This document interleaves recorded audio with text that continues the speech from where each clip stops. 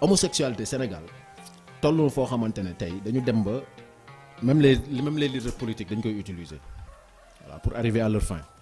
mais dafa nekk loo xamante ne société bi lu ko yitteel la xam nga kooku tey bu ñu demee ba koy jiiñ waxuma ne moom la de kenn xamagul ndax c'est vrai ou pas mais bu ñu ko jiiñee ne ko moom la si toutefois c'est avéré que moom la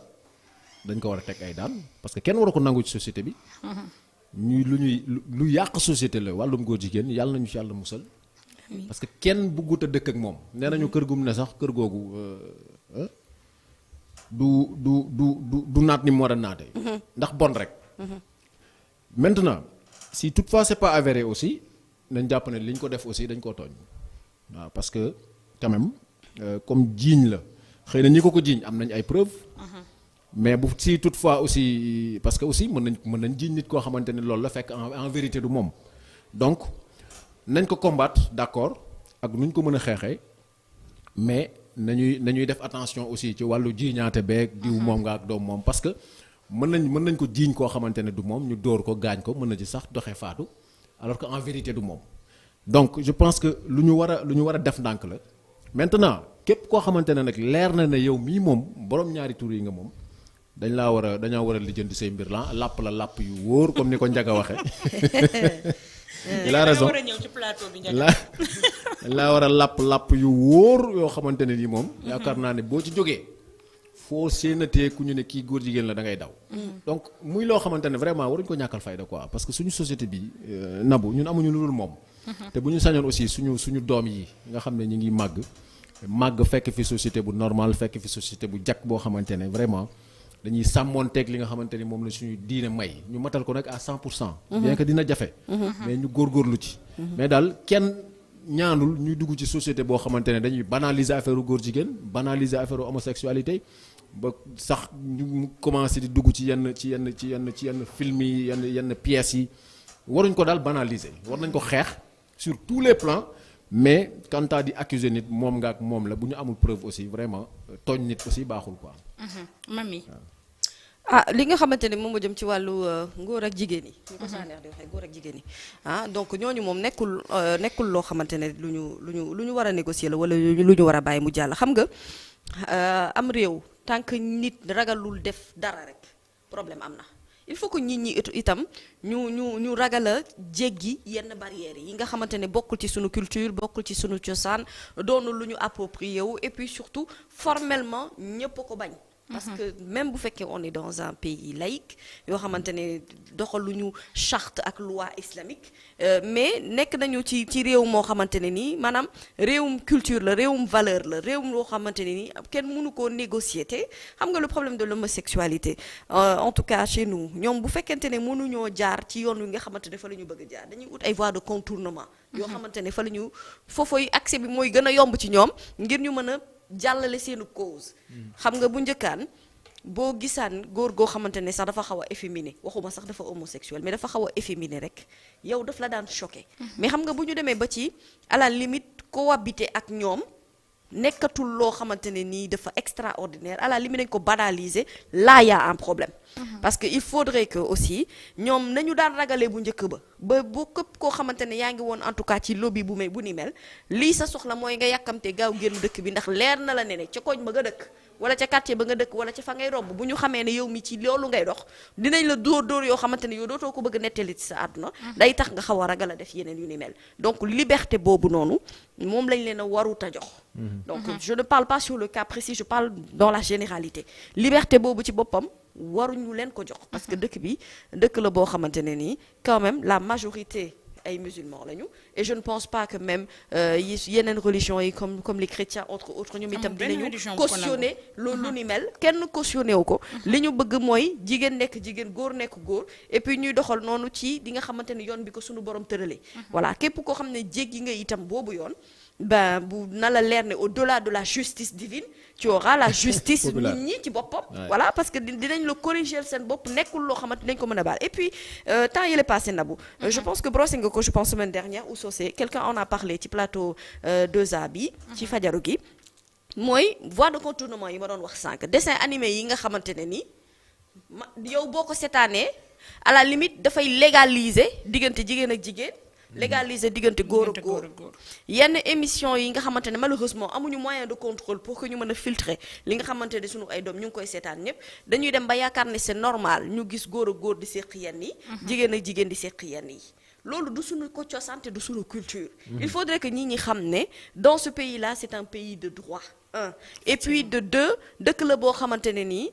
ay valeurs ak ay culture ak ay cosaan ak ñaan ñi fi am ak diine gi surtout am na fi solo am solo goo xam ne lu waay am liberté la liberté de chacun s'arrête là où commence celle de l'autre tant que yaa ngi dem bay bëgg laal ci loo xamante ne nii leer na la ne lii kat su ma ci duggee dina offenser Socé dina laal Nabucor man mii ci sama jëmmi bopp kon sama liberté fi mu ma yemale mooy ma xam ne man kat fii laa war a yem te waruma koo jéggi bu fi paasa nekkoon ne la xullil góor jigéen nekkul loo xamante ne nii lu ñu war a mën a légaliser la ci mim réew te du fi mas a nekk dama ne la même bu fekkente ne dañuy ut ay voies de contournement pour bën ko ut fu ñu koy jéem a jaarale légaliser ko de manière civilisée wala boog de manière détournée askan wi ci boppam ñoo dul pardonner yenn il faut aussi parce que la plupart li ñuy gis mooy jeunes yi ñu ndaw ñi nouvelle génération bi ñoo ci ëpp ci wàllum pratique yi ñuy wax wàllum góor jigéen te contrôle parental bi il faut mu gën a sévère mais loolu yëpp bëgg lu yomb tamit ci la il faut mu gën a sévère bëgg lu yomb ci la bu fekkente ne tey da nga bëgg am yenn yi te yow bëggoo dawi liggéey xam nga voie bu facilité moo baaxul ci dara ci àdduna la bu góor àdduna lépp loo xamante ne nii da nga koy ñafe soose pour nga am ko il faut que nga daj ci coono gi nga ci war a daj bu dee góor mu nekk liggéeyu góor nga xam ne yow mi góor yàlla dëgg nga am na foo xamante ne yaa ngi fay jaar pour mën a daan sa doole pour mën a amal sa bopp yenn yi boo bëggee lu yomb torop ci àdduna ci jigéen ñi moo lay indee yenn facilitation voie de facilitation yi nga xamante ne gënul te soppuñu ko ci doxalinu jigéen bu dee góor itam moo lay indil ngay dugg ci yenn lobby yoo xamante ne ni gënul te soppuñu ko itam ci doxalinu góor donc li nga xamante ne moom la ñu bëgg mooy que nit ñi delluwaat ci sunu ay culture delluwaat ci sunu ay valeurs et surtout ñu gën a liggéey ci li nga xamante ne moom mooy foi bi gëm-gëm gi ak diine gi mu nekk ci kenn ku nekk ci ñun nga xamante ne même bu fekkente ne sa ngor sa xëy na mayetu la ko waaye sa diine moo lay permettre à ce que yenn yi nga bañ faa yegg parce que jullit nga ragal nga yàlla te bu ëllëgee bëggoo layoog sa borom loo xamante ne ni dina weesu sax layoog sa borom di nga layoo itam ak sa morom effectivement merci Mamy bu ngeen fàttalikoo am na benn scandale bu fi amoon à Louga buñ doon wax naan tonton tubaab te waa ji yoroon doon jël ay xale di ko lii ci këram loolu aussi sàggante gi nekk ci waajur yi nit jóge fële rek indi ngeen am développé benn complexe boo xamante ne ngeen koy dénk seen njaboot mais ci yenn condition ndax yéen a ngi gëstu seen njaboot ci lan la ñuy dem ci kan la ñuy fréquenter kan la ñuy waxal contrôle parental bi lu ñu war a gën a bàyyi xel la certes dëkk bi metti na parents yaa ngi daw di uti dund di uti leneen ak leneen waaye war nañu gën a appuyer ci éducation xale yi ndax tey da ngay yar sa kër sax ba mu baax nga génn mbedd bi détourné ko te fa la problème bi tàmbalee ndax fa ñëpp dañoo war a dem ci mbedd bi topp éducation parce que éducation warul yem seulement ci kër gi war nga mën a am suivi ci sa doom xool lan lay def xool lan lay indi ci kër gi xool lan lay sol xool lan mooy changer du comportement lay fréquenter voilà très important c'est que parce que bu njëkkaan nag ndeysaan soosee da ngay fàttaliku yow bu njëkkaan yow bu la sa yaay yaree sa kër sa papa yar la sa kër boo génnee école bi jël wàllam dëgg la boo génnee école bi ci mbedd bi daan na gis gune doxalee noo xamante ne du doxalin bu jaadu mag mi woo la tegaat la ci yoon mais léegi xam nga kenn ñemeetul wax doomu kenn leen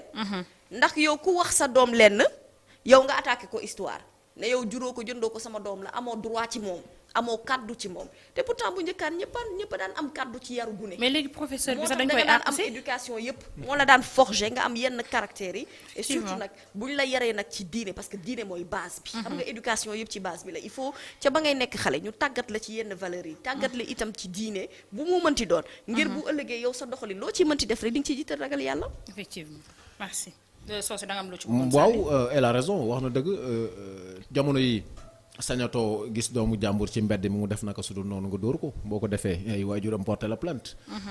ba ñu àggee foofu rek la société bi commencé yàqu parce que éducation la ñuy wax ak enseignement pour man école deful éducation éducation pour man ci kër la école enseignement lay def jàng ak jàngale xam-xam ak yooyu mais